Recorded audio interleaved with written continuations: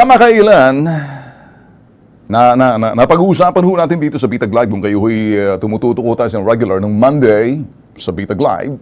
Kamakailan, itong mga 5 puting unggoy sa Senado. Kakalokong tawa. Basta kakaloko, ano? Itong mga 5 puting unggoy, nakikita niyo ho ang mga mukha nila. Kung kayo ho'y nasa Estados Unidos, mga Pinoy, kilala niyo kung sino yung mga yan. Ngayon, nagpasa ho sila ng resolusyon sa Senado. Kabilang ang kongreso nila. Palayain daw, eto ho mga tagapagtanggol ng human rights o karapatan pantao tulad ni Laila de Lima. Lai. Okay! Kasalukuyan na naghihimas na matatabang rehas gawa nga ng kanyang pagkasangkot sa droga daw doon sa eleksyon na nandiyan naman ho, gumaganang korte ho natin. Alam ho ng korteng ginagawa nila. Hindi naman dahil parang takot kay President Digong.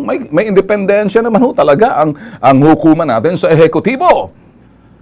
Eto naman ang sinasabi ng Bansang Amerika, wag din daw gipitin si Maria Ressa. Isa hong mamamahayag na talagang binigyan ho ng mga parangal sa Bansang Amerika at anumang mga parangal na yan. Dahil ano pa mga, Amerikana ho, Philippine dual citizen ho to eh. Wala naman hong kinalaman ito hong kasong isinampa ho kay Maria Ressa kung pag-uusapan ang kanyang pagiging mamamahayag, kaya hindi ho siya ginigipit. Siya'y defender, siya ho'y talagang sinasabing pag-uusapan na talagang isinusulong ang karapatang pantao kahit na siya'y Amerikana, pwedeng sabihin na hindi naman kulay puti, brown monkey tulad ho natin, kumakaliskis ng konti. Kaya kung pag-uusapan ang profesyon, hindi ho siya pinakikilaman bilang mamamahayag. Bagkos! Ang issue kay Ressa, yun hong negosyo na lumalabas illegal sa pamamagitan ng Securities and Exchange Commission sa ownership ng kanyang pinatatakbo na dyaryo. Kung kaya nasampahan siya ng kaso at nakapiyansa naman eh.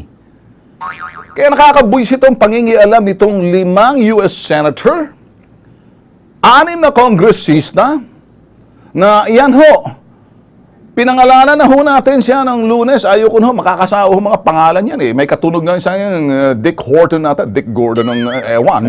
Sino dyan? Mamili na lang ho kayo, pareho lang naman yan. Itong isang loser na to, this loser, ito. Bakit ba ayaw ako dito? Yan.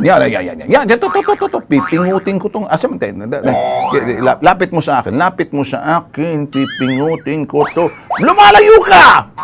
James!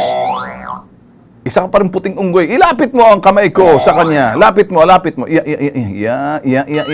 Para mapingot ko to. Loser na ito ho'y Senator Rubio. Talunan ho yan ang tumakbo hong pagka-presidente. Republican ho yan. Ano ho, pangingialam ho nila. Ay, sa soberenya ho. Papasa daw. You mind your work and I will mind mine.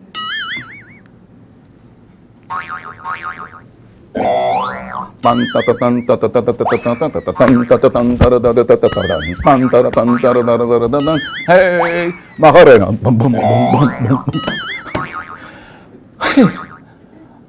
Ganun pa man sa kanilang pagiging pakialamero, total hanggang ngak-ngak lang naman sila. Kung pag-uusapan ay military ally, Estados Unidos pa rin ako. Hindi sa dahil, sabi ng iba, kasi Inglesero ko kasi. Magno-nosebleed nga si Senator Dick Gordon, ng US Senate na, Philippine Senate na Blue Ribbon, tatandaan niyo yun. Sa Estados Unidos pa rin tayo kikiling mga bossing dahil alam natin, maasahan natin sila. Etong mga puting unggoy na to, total, tinatawag na tayo ng brown monkey, wag lang sila makialam, makisawsaw sa soberenya ng bansang Pinas. May sarili tayong konstitusyon na sinusunod sa pamamagitan ng pagpapatupad ng batas na yan, gamit ang sinasabing saligang batas. Ina ng lahat ng mga batas, ang konstitusyon ho na gumagana hong demokrasya sa bansang Pinas. May check and balances pa rin ho sa pamamagitan ng executive, legislative, and judiciary. Ba't na kinakailangan ko? Lamang kung pag-uusapan ay monkey business, ang ungguyan na lang tayo, okay lang makipag-ungguyan sa bansang Amerika. Malayo naman tayong tuligsain at hambalusin. Walang pagbabanta sa ating teritoryo na tayo sasakupin di tulad ho ng China. Like it or not, simbolo ng demokrasya ang Estados Unidos. Kaya lang, ang simbolong ito, noong pa man may interest, alam na natin yan mga boss.